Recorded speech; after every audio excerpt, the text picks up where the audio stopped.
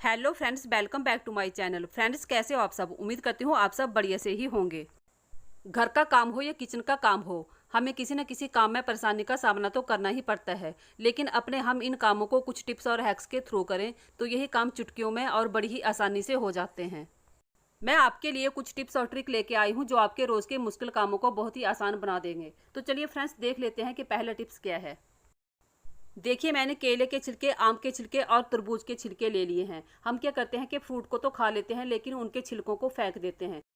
In best छिलकों को use करने का मैं आपको बहुत ही बढ़िया तरीका बताऊंगी। आपने क्या करना है कि एक बर्तन में पानी ले लेना है। पानी आपने जरूरत के अनुसार लेना है। अगर छिलके ज्यादा हैं तो आपने क्या करना है कि पानी ज्यादा लेना है। अगर छिलके कम है तो आपने पानी की मात्रा को कम ही रखना है। छिलकों को छोटा छोटा करके काट लेना है और पानी में डालते जाना है। देखिए, जिस तरीके से मैं काट रही हूँ आपको भी उसी तरीके से काटना है और इन छिलकों को फिर पानी में डाल देना है। किसी भी फ्रूट का छिलका हो, आपने उसे फेंकना नहीं है, इस तरीके से उसको यूज कर लेना है। केले के छिलकों का यूज हम और भी कई तरीकों से कर सकते हैं। केले का छिलका क्लीनिंग के भी बहुत काम आता है। छिलकों को काटकर छोटा करना बहुत ही जरूरी है। अगर हम छिलकों को पानी में ऐसे ही डाल देंगे तो होगा क्या कि हमारा सॉल्यूशन अच्छे से बनकर तैयार नहीं होगा। इसलिए इस सॉल्यूशन को तैयार करने के लिए छिलकों को काटना बहुत जरूरी है। तो देखिए, मैंने सभी छिलकों को काटकर पानी में डाल लिया है। गर्मियों में तरह तरह के फ्रूट आते हैं तो आप क्या करें कि इन छिलकों को फेंके नहीं, इस तरह से यूज करें। इस तरीके से अच्छे से इनको पानी में मिला लेना है।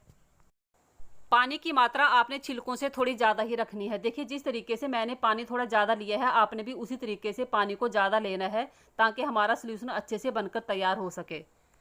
धूप के कारण हमारे गार्डन के पेड़ पौधे फ्लावर्स एकदम से सूख जाते हैं और मुरझा जाते हैं, लेकिन ये सॉल्यूशन बहुत ही बढ़िया बनकर तैयार होगा जो इनके लिए बहुत ही काम आने वाला है। ये छिलके पानी में अपना पूरा पोषण छोड़ देंगे और हमारा बहुत ही बढ़िया सॉल्यूशन बनकर तैयार हो जाएगा। इन छिलकों को किसी ढक्कन से ढक देना है और फिर 1 या 2 रात के लिए इन्हें ऐसे ही रखे रखना है। फिर इस पानी को पौधों की जड़ों में डालें, पौधे बहुत ज़्यादा ग्रो करेंगे।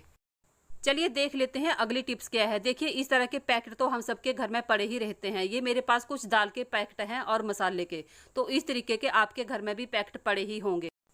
इनका यूज़ कैसे करेंगे चलिए मैं आपको बताती हूँ। देखिए, मैंने यहाँ पे अचार की शीशी ले ली है। जब हम इस तरीके से अचार की शीशी को फर्श पे या फिर कहीं मैट पे रखते हैं तो आपने देखा होगा कि नीचे से एकदम से हमारा फर्श या मैट जो है वो गंदा हो जाता है, क्योंकि इन शीशी या डब्बों के नीचे चिकनाहट लगी होती है जो हमारे फर्श को गंदा कर देती है। तो इन चिकने बर्तनों को हमने सीधा फर्श पे नहीं रखना है। हमने क्या करना है कि इन खाली पैकेटों को इनके नीचे इस तरीके से रख देना है। फ्रेंड्स, अगर आप मेरे चैनल पे नए आए हो तो अपनी फैमिली और दोस्तों से शेयर करें और चैनल को सब्सक्राइब करना बिल्कुल भी ना भूलें। आप कहां कहां और किस जगह से मेरी वीडियो देखते हो प्लीज़ कमेंट करके मुझे बताया करें, ताकि मैं भी जान पाऊं कि मेरी वीडियो कहां कहां और देश के किस किस कोने में देखी जाती है। ये दाल का पैकेट बड़ा है तो हम क्या कर सकते हैं कि इस पे एक साथ 2 बर्तन भी रख सकते हैं। देखिए, इस तरीके से आप इनको कितना भी हिलाएं आपका फर्श बिल्कुल भी गंदा नहीं होगा, क्योंकि इनके नीचे हमने प्लास्टिक डाल दिया है। जब आपको लगे कि ये पैकेट तेल से गंदा हो गया है तो आपने क्या करना है कि उसको हटा देना है और फिर दूसरे पैकेट को इनके नीचे रख देना है। इससे आपका फर्श बिल्कुल भी गंदा नहीं होगा। कई बार हनी की बोतल भी नीचे से चिपचिपी हो जाती है, आप इस पे रख सकते हो, और तेल की बोतल को भी आप इस तरीके से रख सकते हो। चलिए देख लेते हैं अगली टिप्स क्या है। देखिए, मैंने यहाँ पे जैम की बोतल ले ली है। इनके ढक्कन जो है वो इस तरह के होते हैं। अचार की शीशी में भी ऐसे ढक्कन लगे होते हैं जो आसानी से खुलते नहीं है। तो इसके लिए हमने क्या करना है कि चम्मच ले लेना है और ढक्कन की साइड में इस तरह से टैप टैप करते हुए जाना है। आप देखोगे कि बड़ी आसानी से शीशी का ढक्कन जो है वो खुल जाएगा। कई बार क्या होता है, अगर इस तरह के ढक्कन हो तो उन्हें कितना भी जोर से खोलें वो खुलते ही नहीं है, लेकिन इस तरीके से बड़ी ही आसानी से ढक्कन जो है वो खुल जाता है। फ्रेंड्स, ये छोटे छोटे टिप्स बहुत ही काम के होते हैं। इनसे हम अपना मुश्किल से मुश्किल काम बड़ी ही आसानी से कर सकते हैं।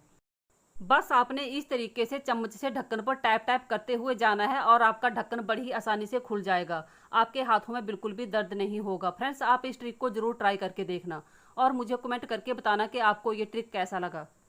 चलिए देख लेते हैं अगला हैक्स क्या है। देखिए, मैंने यहाँ पे 2 चम्मच ले लिए हैं। मैंने यहाँ पर दांत वाला चम्मच लिया है, आप दूसरा चम्मच भी ले सकते हो। और इस तरीके से हमने इन चम्मच को आपस में जोड़ लेना है। देखिए, जिस तरीके से मैंने जोड़ा है। और फिर हमने यहाँ पे रबड़ ले लेने हैं। देखिए, मैंने यहाँ पे 2 रबड़ एक साथ ले लिए हैं। देखिए, इस तरीके से हमने चम्मच को रबड़ के अंदर डाल लेना है। यहाँ पे हमने रबड़ को अच्छे से 2-3 बार लपेट लेना है ताकि हमारे चम्मच जो हैं वो हिले ना। मैंने यहाँ पर स्टील के चम्मच लिए हैं। अगर आपके पास लकड़ी के चम्मच या फिर प्लास्टिक के चम्मच हैं तो आप उनका यूज भी कर सकते हैं। फ्रेंड्स, ये जो टूल हम बनाकर तैयार कर रहे हैं ये बहुत ही काम का टूल बनेगा। आप इसके कई तरह से यूज कर सकते हो। तो देखिए मैंने चम्मच को बहुत ही अच्छे तरीके से कवर कर लिया है। देखिए ये एकदम से मजबूत बनकर तैयार है। इसी तरीके से आपने भी इसको मजबूत सा बनाकर तैयार कर लेना है। तो देखा आपने, हमारा चिमटा जो है वो बनकर तैयार है। आप इसे चिमटे की तरह यूज कर सकते हो। आप गर्म ढक्कन उठाने के लिए इसे बड़े ही अच्छे तरीके से यूज कर सकते हो। जब हम कुकर में आलू गाजर उबालते हैं तो वह बहुत ज़्यादा गर्म होते हैं और उन्हें बाहर निकालने के लिए हम चिमटे का उपयोग करते हैं। तो इस तरीके से आप इसे चिमटे की तरह यूज कर सकते हो। अब अगर रसोई में चिमटा भी नहीं है तो कोई बड़ी परेशानी की बात नहीं है। इस तरीके से आप बड़ी ही आसानी से चिमटा बनाकर तैयार कर सकते हो। अगर आपके पास बेकार चम्मच पड़े हुए हैं तो आप उन्हें फेंके मत, इस तरह से आप उन्हें यूज करें। ये बहुत ही बढ़िया और छोटा सा टूल बनकर तैयार है। अगर वीडियो थोड़ी सी भी पसंद आई हो तो चैनल को सब्सक्राइब करना बिल्कुल भी ना भूलें।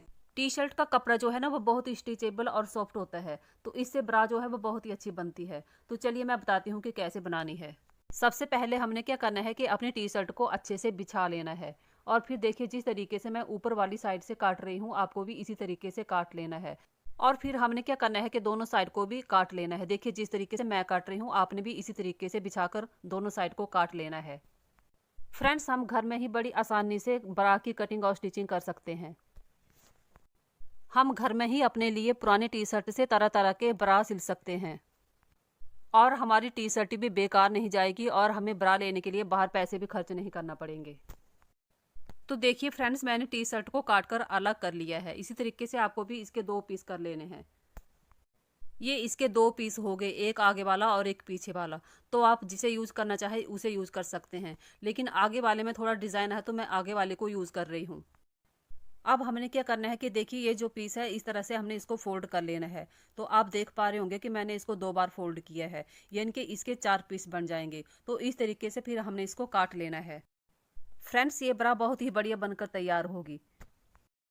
तो देखिए फ्रेंड्स, मैंने इसके 4 पीस कर लिए हैं। इसी तरीके से आपको भी काट कर 4 पीस कर लेने हैं। और फिर हमने क्या करना है कि इंच टेप लेना है और फिर 7-7 इंच पर निशान लगाकर हमने इसको काट लेना है। तो देखिए मैंने इसको 7 इंच पर निशान लगा के इसको काट लिया है। इसी तरीके से आपको भी काट लेना है, यानी कि इसकी लंबाई चौड़ाई हमने 7-7 इंच रखनी है। और फिर क्या करना है कि इन चारों पीसों को इस तरह से हमने फोल्ड कर लेना है और फिर इंच टेप लेके 3 इंच का निशान हमने लगा लेना है और उसको फिर इस तरीके से काट लेना है। तो देखिए मैंने इन चारों पीसों को काट लिया है और ये काटने के बाद ऐसे दिखेंगे। अब देखिए हमने क्या करना है कि टी शर्ट का जो नीचे का बॉर्डर होता है ना, उसमें ये सिलाई सी लगी होती है। हमने इस कपड़े को यूज़ करना है। इससे क्या होगा कि हमें कपड़े को सिलाई करने की ज़रूरत नहीं पड़ेगी, क्योंकि इसमें पहले से ही सिलाई होती है। तो हमने क्या करना है कि इस कपड़े में से 14 या 15 इंच के 2 पीस हमने काट लेने हैं। तो देखिए मैंने एक पीस को काट लिया। अब मैं क्या करूँगी कि दूसरा भी इसी साइज़ का काट लूँगी। तो देखिए मैंने यहाँ पे 2 पीस 15 इंच के काट लिए हैं। आपको इसी तरीके से 14 या 15 इंच के 2 पीस काट लेने हैं।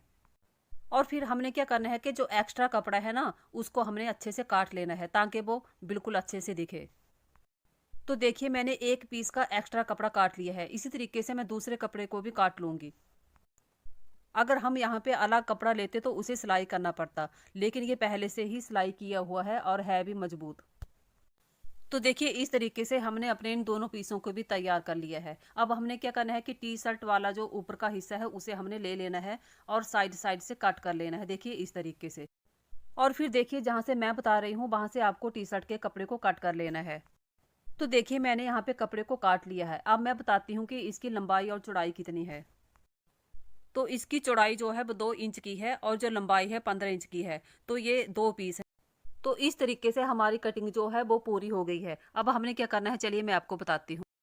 हमने जो ये 4 पीस काट के रखे हैं ना, हमने क्या करना है कि इनको इस तरीके से सिलाई कर लेना है सभी चारों पीसों को। देखिए इस जगह से जहाँ से मैं बता रही हूँ आपको यहाँ से सिलाई कर लेना है चारों पीसों को। और ये जो हमने 15 इंच के 2 पीस काटे हैं, हमने क्या करना है कि बीच से इनको भी ज्वाइंट कर लेना है। तो देखिए फ्रेंड्स, मैंने चारों पीसों को सिलाई कर ली है। इसी तरीके से आपने भी चारों पीसों को सिलाई कर लेना है। तो देखिए हमारे 4 पीस तैयार हो गए हैं। और जो लंबे वाली पट्टी थी ना उसको भी हमने जॉइंट कर लिया है। इस तरीके से आपको भी जॉइंट कर लेना है और फिर इस तरीके से इसको सिलाई कर लेना है। अब हमने क्या करना है कि इस पीस को सीधा रखना है और ऊपर से जो 15 इंच की 2 डोरियां बनाई है ना उसको इसके अंदर रखना है और फिर ऊपर से इसको रख देना है और फिर हमने इनको सिलाई कर लेना है। तो देखिए फ्रेंड्स, मैंने इनको सिल लिया है। अब हमने क्या करना है कि इनको इस तरीके से सीधा कर लेना है। हमने अपने दोनों पीसों को सीधा कर लेना है। और जो 30 इंच वाली पट्टी थी ना उसको भी हमने तैयार कर लिया है। अब हमने क्या करना है कि इनके ऊपर इस तरह से सिलाई मार देनी है। सिलाई करने से फिनिशिंग जो है वो अच्छे से आ जाएगी। तो देखिए मैंने इसको अच्छे से सिलाई कर लिया है और कितनी बढ़िया फिनिशिंग आई है आप देख सकते हो। अब हमने क्या करना है कि 2.5 या 3 इंच का एक पीस लेना है और इस तरह से अंदर रखना है और ऊपर से हमने दोनों पार्टों में सिलाई कर लेनी है। और जो 30 इंच वाली लंबी पट्टी है ना उसको हमने ऐसे बराबर करना है और फिर बीच में ऐसे रख के ऐसे सिलाई कर देनी है। देखिए जिस तरीके से रखा है उसी तरीके से आपको भी रख के सिलाई करनी है। अब देखिए मैंने इस साइड से 3 इंच छोड़ा है, आपको भी इसी तरह से 3 इंच छोड़ना है दोनों साइड से और फिर ऊपर वाली डोरी को हमने ज्वाइंट कर लेना है इस तरीके से। तो देखिए फ्रेंड्स, मैंने इसको पूरी ज्वाइंट कर लिया है और देखिए इसकी फिनिशिंग कितने अच्छे से आई है। अब देखिए इसके बाद हमने क्या करना है कि इन दोनों को इस तरीके से पकड़ना है और फिर इन पे भी सिलाई मार देनी है। तो चलिए अब मैं आपको सिलाई करने के बाद दिखाती हूँ कि ये कैसी दिख रही है। तो देखिए मैंने यहाँ पे सिलाई कर ली है और इस तरह से ये बनकर पूरी तैयार है। तो देखिए फ्रेंड्स, बनने के बाद ये कितनी सुंदर दिख रही है। ये सिलकर जितनी अच्छी तैयार हुई है उतनी ही पहनने में कंफर्टेबल और स्टिचेबल लगती है।